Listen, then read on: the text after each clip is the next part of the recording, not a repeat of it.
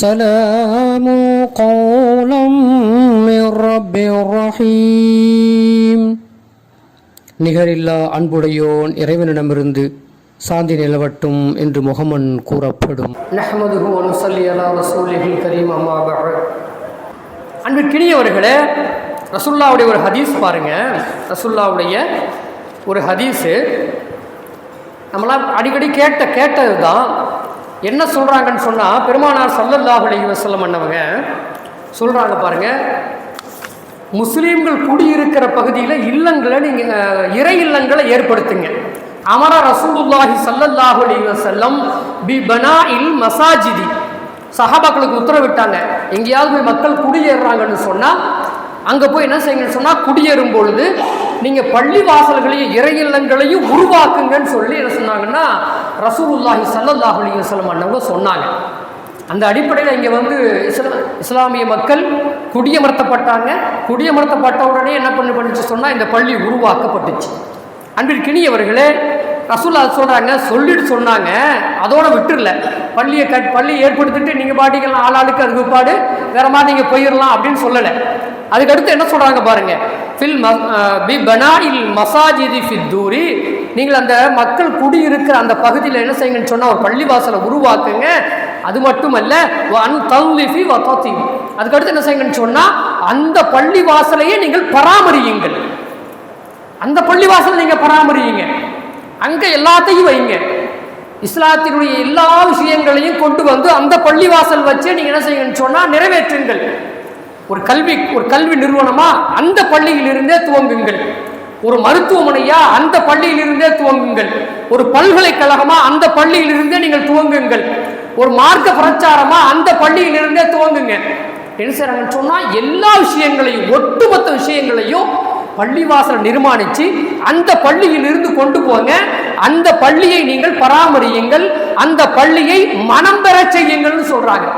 மனம் பெற செய்யறதுன்னா என்னங்க, டெய்லி கொண்டாந்து ஸ்ப்ரே வச்சு அடிச்சு ஒட்டடை கிட்ட தூசி படியாமல் டெய்லி பார்த்துக்கிட்டு ஒட்டடை அது மட்டும் இல்லாமல் டெய்லி ஸ்ப்ரே அடித்து ஊதிபத்தி கொளுத்து வச்சு சாம்பிராணி போட்டு அப்படி மனம் பெற வைக்கிறது அர்த்தமா அந்த வார்த்தைக்கு?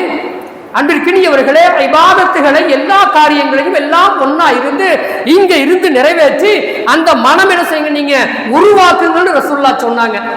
அடுத்து இன்னொரு செய்தி பாருங்க. ரசூலுல்லாஹ் சொன்னாங்க, பெருமானார் ஸல்லல்லாஹு அலைஹி வஸல்லம் அன்னவங்க அடுத்து சொன்னாங்க பாருங்க, இறை இல்லத்தோடு யாருக்கு தொடர்பு இருக்கோ, இறை இல்லத்தோடு யாருக்கு தொடர்பு இருக்கிறதோ அவங்கள பார்த்தீங்கன்னு சொன்னால் இறை நம்பிக்கையாளர்கள் சொல்லி நீங்கள் சாட்சி சொல்லுங்கன்னு சொன்னாங்க. சாட்சி சொல்லுங்கன்னு சொன்னாங்க. சொல்லிட்டு அது மட்டும் இல்லை, இன்னொரு ஹதீஸில் சொல்கிறாங்க, ஆடுகளை வந்து எது வேட்டையாடும் சொல்லுங்களேன்? ஆடுகள் எது வேட்டையாடும்? நம்ம பகுதியில் நாய், நம்ம பகுதியில் கூட்டமாக நாய் இருக்கு. தனியாக ஒரு ஆடு மாட்டிச்சுன்னா என்ன பண்ணும்? எல்லாம் சேர்த்து பிடிச்சி இழுத்து, நீ அந்த பக்கம் நான் இந்த பக்கம் பார்த்துருக்கீங்களா? அது மாதிரி இழுத்து என்ன செய்யணும்னு சொன்னால் ரசூலுல்லாஹ் ஓனாய்ங்கிற வார்த்தையை பயன்படுத்துகிறாங்க. லிஅபுன்னு சொன்னால் ஓனாய், அந்த வார்த்தையை பயன்படுத்துகிறாங்க. இங்கே சாதாரண நாய், இங்கே ஊருக்குள்ளே வளர்கிற நாய், காட்டில் வளர்ற ஒரு ஓனாயை சொல்கிறாங்க. தனியாக ஒரு ஆடு பிரிஞ்சு அப்படி போயிடுச்சுன்னு சொன்னால் ஓனா என்ன பண்ணும்னு சொன்னால் அந்த ஆட்டை அடித்து எல்லாம் சேர்ந்து ஒன்றா பிடிச்சி கடித்து காலி பண்ணிட்டு போயிடும் சொல்லிட்டு சொல்கிறாங்க. அதே போல தான் நீங்கள் உங்களுக்கு மத்தியில் தனித்தனி குழுவாக நீங்கள் பிரிஞ்சு போனீங்கன்னு சொன்னால் ஷைத்தான் உங்களை கடித்து குதறி விடுவான். எப்படி ஆடு உயிரோடு இல்லாமல் நாசமாக போயிடுதோ, அந்த முதலாளிக்கு இல்லாமல் போயிடுதோ, அதுக்கு உயிரை இல்லாமல் போயிடுதோ, அல்லது காயங்களை ஏற்படுத்திடுதோ, அது மாதிரி எப்படி போயிடுதோ, அதே போல இந்த சமுதாயத்தில் நீங்க கொஞ்சம் அப்படி இடம் கொடுத்துட்டீங்கன்னு சொன்னா, அப்படி தனித்தனியா நீங்க பிரிஞ்சு இருந்தீங்கன்னு சொன்னா ஷைத்தான் உள்ள பூந்து உங்களை கடிச்சு குதறிடுவான். இதுக்கு இடம் கொடுத்துட்டோமே, இடம் கொடுத்துருக்கோமா இல்லையா சொல்லுங்களேன்? ஆமான்னு சொல்லுங்க, இல்லைன்னு சொல்லுங்களேன். இடம் கொடுத்துருக்கோம் இல்லை?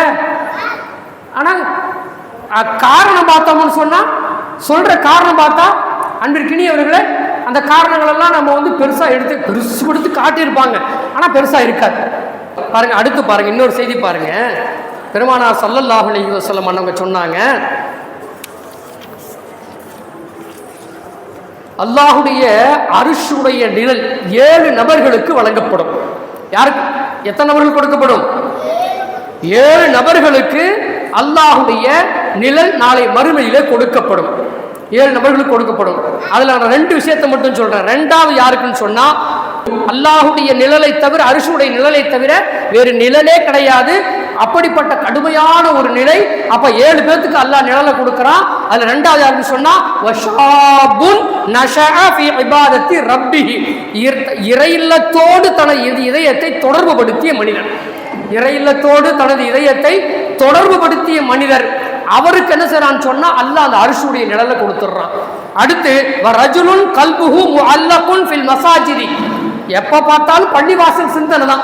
எப்ப பார்த்தாலும் பள்ளிவாசல் சிந்தனை தான். பள்ளிவாசலோடு தன்னுடைய உள்ளத்தை தொடர்புபடுத்தி கொண்டவர், அவருக்கு அல்லாஹ் என்ன பண்றான்னு சொன்னா அல்லாஹுடைய அந்த அரிஷுடைய நிழலை நாளை மஹ்ஷர் மைதானத்துடைய அந்த நேரத்தில் அல்லாஹ் கொடுக்குறான்னு சொல்லிட்டு பெருமானார் ஸல்லல்லாஹு அலைஹி வஸல்லம் அவங்க சொல்லி காட்டுறாங்க.